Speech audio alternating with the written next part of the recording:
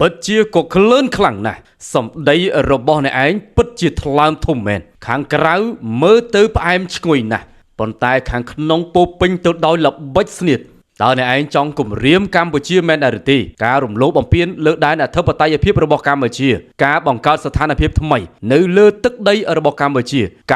ត្រូវតែផ្សព្វផ្សាយទៅកាន់ពិភពលោកឲ្យបានដឹងឲ្យធ្វើជាសាក្សីត្រូវតែលាតត្រដាងច្បាស់ណាស់មុននេះបន្តិចបងប្អូនប្រហែលជាបានទស្សនារួចមកហើយអំពីសេចក្តីប្រកាសព័ត៌មានរបស់ក្រសួងការបរទេសនិងអ្នកនាំពាក្យរាជរដ្ឋាភិបាលនៃក្រសួងការពារជាតិបានធ្វើការផ្សព្វផ្សាយនៅសេចក្តីប្រកាសព័ត៌មានដែលពាក់ព័ន្ធជាមួយនឹងការអញ្ជើញនៅអនុព័ន្ធយោធាពីបណ្ដាប្រទេសមហាអំណាចលើពិភពលោកមកចុះសង្កេតការយកព័ត៌មានធ្វើជាសាក្សីដ៏សំខាន់នៅក្នុងការបង្ហាញពិភពលោកឲ្យបានឃើញអំពីអំពើរំលោភបំពាននិងអ្នកណាជាចោរពិតប្រាកដដែលកំពុងតែលួចប្លន់និងបំភ្លៃការពិតទៅកាន់អន្តរជាតិ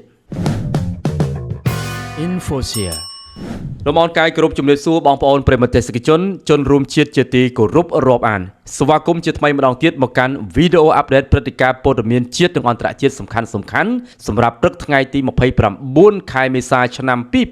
2026នៅក្នុងវីដេអូនេះផងដែរខ្ញុំបាទសូមលើកយកនៅព្រឹត្តិការណ៍ដែលកំពុងតែក្តៅកគុកតែម្ដងជាពិសេសគឺពាក់ព័ន្ធជាមួយនឹងបញ្ហាព្រំដែនកម្ពុជាថៃដែលកំពុងតែស្ថិតនៅក្នុងស្ថានភាពស្រពិចស្រពិលខណៈពេលដែលយោធារបស់ថៃនៅតែបន្តគ្រប់គ្រងនិងបានធ្វើសកម្មភាពជាបន្តបន្ទាប់ដូចជាការសាងសង់លេនដ្ឋានបោះស៊ើបការនៅលើទឹកដីរបស់កម្ពុជានេះបើយោងតាមអ្នកនាំពាក្យរាជរដ្ឋាភិបាលរបស់កម្ពុជាជាបន្តបន្ទាប់យ៉ាងណាមិញមុននេះបន្តិចជាពិសេសគឺនៅរាត្រីថ្ងៃទី28ខែមេសាឆ្នាំ2026បើតាមរយៈសារព័ត៌មានផ្លូវការរបស់ថៃបានចុះផ្សាយអំពីសម្ដីរបស់រដ្ឋមន្ត្រីក្រសួងការបរទេសរបស់ថៃកំពុងតែអំពាវនាវឲ្យភាគីកម្ពុជាបាញ់ឈប់បន្ទាន់នៅសង្គ្រាមពាក្យសម្ដីតើខ្លឹមសារទាំងអស់នោះលោកស៊ីហាស័កភួងកេតកែវបានបង្កប់នូវអត្ថន័យបែបណាសូមបងប្អូនតាមដានទស្សនាជាមួយខ្ញុំឲ្យបានដល់ចប់ដូចតទៅពេញចិត្តវីដេអូនេះកុំភ្លេចចុច like comment និង share ទៅកាន់បណ្ដាញសង្គមម្នាក់មួយចង់បានព្រឹត្តិការណ៍ព័ត៌មានអាប់ដេតជារៀងរាល់ថ្ងៃគ្រាន់តែចុចពាក្យ subscribe លើ Channel Infosia ជាការស្រេចស្ថានភាពតានតឹងរវាងប្រទេសជិតខាងទាំងពីរគឺកម្ពុជានិងថៃបានឈានដល់ចំណុចរបត់ថ្មីមួយទៀតបន្ទាប់ពីលោកស៊ីហាស័កភួងកេតកែវឧបនាយករដ្ឋមន្ត្រីនិងជារដ្ឋមន្ត្រីក្រសួងការបរទេសថៃបានចេញមុខផ្ដល់បទសម្ភាសន៍ទាំងកណ្ដាលអធ្រាត្រនាថ្ងៃទី28ខែមេសាឆ្នាំ2026នេះដោយពាក់ព័ន្ធជាមួយនឹងជំហរផ្លូវការរបស់ទីក្រុងបាងកកលើបញ្ហាព្រំដែននិងកិច្ចសហប្រតិបត្តិការការទូតនៅក្នុងនោះលោកស៊ីហាស័កក៏បានធ្វើការអំពាវនាវឲ្យបញ្ឈប់នៅសង្គ្រាមពាក្យសម្ដីនៅក្នុងសេចក្តីថ្លែងការណ៍ដ៏មានទម្ងន់លោកស៊ីហាស័កបានបញ្ជាក់ថាខណៈដែលបទឈប់បាញ់រវាងកម្ពុជានិងថៃបានចូលជាធរមានរួចទៅហើយនោះលោកចង់ឃើញភាគីទាំងពីរបញ្ឈប់រាល់ការវាយប្រហារគ្នាដោយពាក្យសម្ដីជាពិសេសនៅលើឆាកអន្តរជាតិនៅក្នុងនោះលោកបានបញ្ជាក់ថាប្រសិនបើភាគីកម្ពុជាចង់បន្តទំនាក់ទំនងជាមួយនឹងប្រទេសថៃនៅក្នុងការបង្កើតបរិយាកាសល្អជាមួយគ្នាសង្គ្រាមពាក្យសម្ដីគួរតែត្រូវបានបញ្ឈប់នេះគឺជាការលើកឡើងរបស់ក្រុមការទូតថៃបន្ថែមមួយកម្រិតទៀតលោកបានសង្កត់ធ្ងន់ថាការរក្សាមារយាទការទូតនិងការបង្កើតនូវបរិយាកាសវិជ្ជមានគឺជាកត្តាចាំបាច់បំផុតសម្រាប់ស្ថិរភាពនៃទំនាក់ទំនងរវាងប្រទេសទាំងពីរនៅក្នុងដំណាក់កាលដ៏រសើបមួយនេះគួររំលឹកផងដែរថាពាក់ព័ន្ធជាមួយនឹងយន្តការនៃការដោះស្រាយបញ្ហាព្រំដែនតាមរយៈកិច្ចប្រជុំគណៈកម្មការចម្រុះខណ្ឌសីមានិងការបោះបង្គោលព្រំដែនគោក JBC លោកស៊ីហាស័កបានបង្ហាញជំហរយ៉ាងម៉ឺងម៉ាត់ថាលោកមិនអាចទទួលយកបានឡើយចំពោះការដាក់សម្ពាធនៃពេលវេលា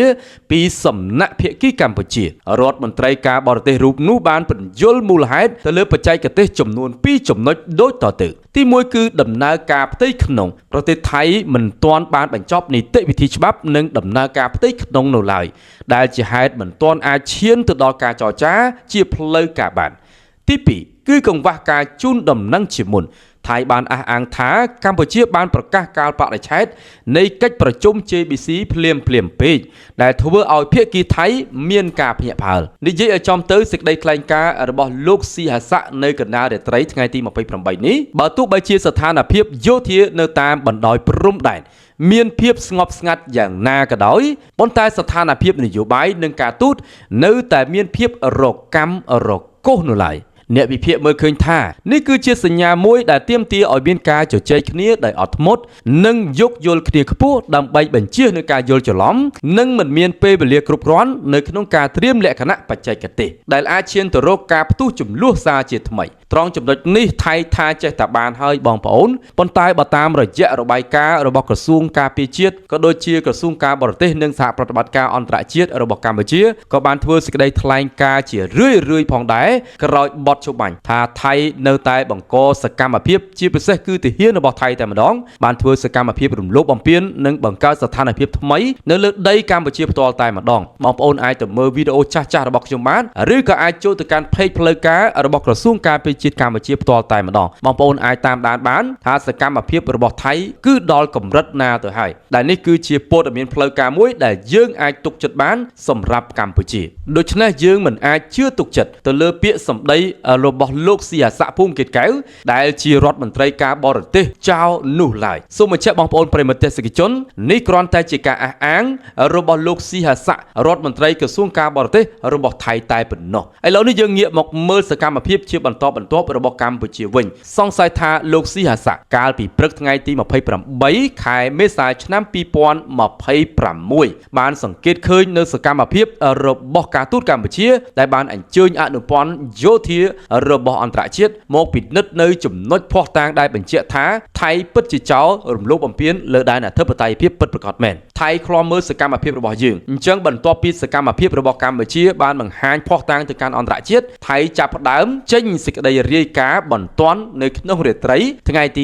28នេះផ្ទាល់តែម្ដងតើបងប្អូនចង់ដឹងដែរឬទេថាតើកម្ពុជាបានធ្វើសកម្មភាពអ្វីខ្លះនៅក្នុងរយៈពេល 2-3 ថ្ងៃចុងក្រោយនេះដែលជាហេតុធ្វើឲ្យភាគីថៃក្តៅក្រហាយបែបនេះកុំឲ្យបងប្អូនមានការមន្ទិលសង្ស័យខ្ញុំបាទសូមលើកយកនៅសេចក្តីប្រកាសព័ត៌មានរបស់ក្រសួងការពារជាតិបន្ថែមទៀតពាក់ព័ន្ធជាមួយនឹងករណីនេះសូមបងប្អូនតាមដានទស្សនាឲ្យដល់ចប់ណាត្រង់ចំណុចនេះប្រសិនបើស្រឡាញ់ពេញចិត្តវីដេអូរបស់ Channel Infoshare កុំភ្លេចឲ្យមេដៃម្នាក់មួយហើយshareទៅកាន់បណ្ដាញសង្គមឲ្យប្រជាជនយើងបានឃើញគ្រប់គ្នាផងសូមបងប្អូនចុច Subscribe ទៅលើ Channel ដ៏តូចនេះម្នាក់មួយផងដោយសារនេះគឺជា Channel ថ្មីមួយទៀតរបស់មិត្តសម្ព័ន្ធ Channel ចង់ដឹងទេសូមអរគុណបងប្អូនទុកជាមុនងាកមកមើលភាគីកម្ពុជាវិញសម្រាប់ថ្ងៃទី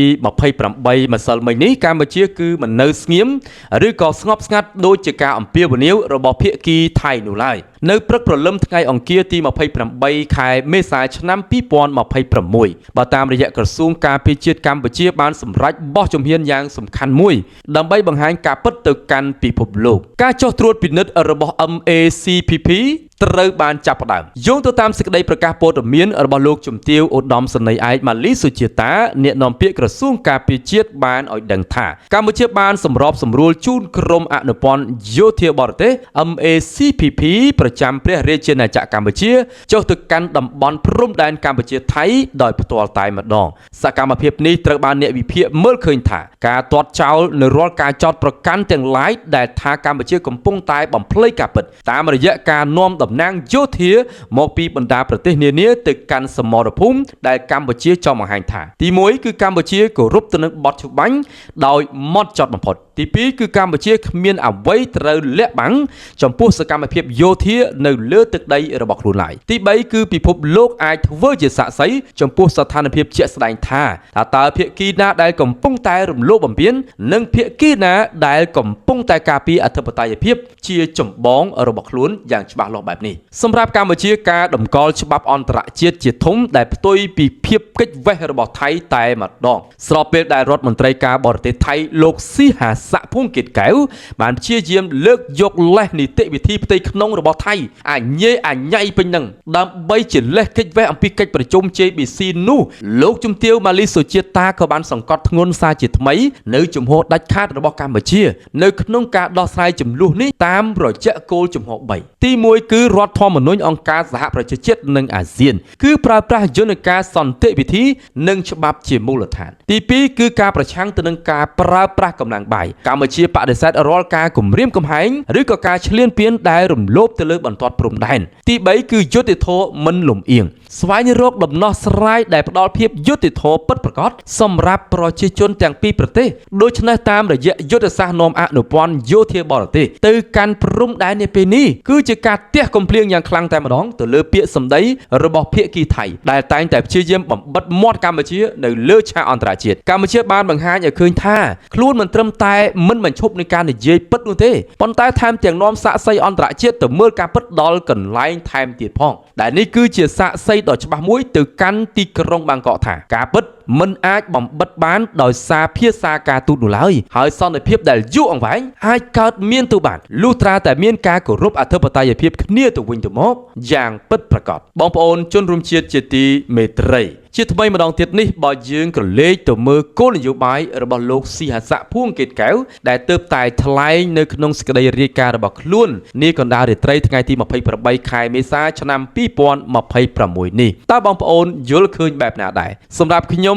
ឃើញអំពីចំណុចយុទ្ធសាស្ត្របែបលក្ខណៈចោលចង់បំភ្លៃការពិតដ៏ធំចំនួន 3-4 ចំណុចឯណោះអញ្ចឹងខ្ញុំចង់ឲ្យបងប្អូនស្ដាប់បន្តិចតើទស្សនៈបែបនេះបងប្អូនយល់ស្របដែរឬទេនេះគឺជាករណីដែលថៃកំពុងតែប្រើប្រាស់ភាសាការទូតបំភ្លៃយ៉ាងពិតប្រាកដដើម្បីបង្វែងដានអំពីសកម្មភាពរំលោភបំពានទឹកដីជាក់ស្ដែងដែលកំពុងតែកើតមាននៅតាមបន្ទាត់ព្រំដែនទី1គឺយុទ្ធសាស្ត្រសន្តិភាពមាត់សកម្មភាពដៃការដែលលោកស៊ីហាស័កស្នើឲ្យកម្ពុជាបញ្ឈប់នៃការជជែកវែកញែកទៅលើបញ្ហាព្រំដែននៅលើវេទិកាអន្តរជាតិគឺជាការព្យាយាមចងដៃចងជើងកម្ពុជាមិនឲ្យប្តឹងផ្ដាល់ឬក៏ស្វែងរកយុត្តិធម៌ពីសហគមន៍អន្តរជាតិនៅក្នុងលក្ខខណ្ឌដែលថៃទាមទារឲ្យមានភាពស្ងប់ស្ងាត់ប៉ុន្តែរបាយការណ៍របស់អ្នកនាំពាក្យរាជរដ្ឋាភិបាលកន្លងទៅមិនយូរទេប្រហែលជាប្រហែលថ្ងៃមុននេះទាំងក្រសួងវប្បធម៌និងវិចិត្រសិល្បៈក៏លោកបានធ្វើការប្រកាសតវ៉ាយ៉ាងដាច់អហង្ការផងដែរ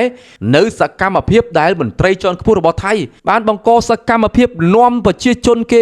4-500 នាក់ទៅធ្វើសកម្មភាពថ្វាយស្អីណាបូជាយ៉ាញ់តាផ្ដេសតាផ្ដាស់ពេញហ្នឹងហើយថែមទាំងនាំភ្ញៀវទេសចរទៅទស្សនាប្រាសាទបុរាណរបស់ខ្មែរសោះដែលពួកគេបានរំលោភបំពានបាននេះជាពិសេសគឺប្រាសាទតាក្របីផ្ទាល់តែម្ដងទង្វើទាំងអស់នេះគឺជាសកម្មភាពដៃរបស់គេកំពុងតែធ្វើប៉ុន្តែមាត់របស់គេនិយាយល្អនិយាយថាអំពាវនាវកម្ពុជាមិនឲ្យនិយាយតែសកម្មភាពដៃជើងរបស់គេកំពុងតែធ្វើឥតស្រាកស្រានអរគុណបងប្អូនដែលចំណាយពេលវេលាដ៏មានតម្លៃនៅក្នុងការតាមដានទស្សនាវីដេអូនេះតាំងពីដើមរហូតដល់ចប់សូមខន្តីអភ័យទោសរាល់កំហុសខុសឆ្គងដែលកើតឡើងដោយអចេតនាតាមរយៈខ្លឹមសារព័ត៌មានដែលខ្ញុំបានរៀបរាប់អំបញ្ញមិញនេះសុទ្ធសឹងតែមានប្រភពចេញអំពីសារព័ត៌មានផ្លូវការរបស់ថៃក៏ដូចជាប្រភពសារព័ត៌មានដែលចេញពីពេចផ្លូវការ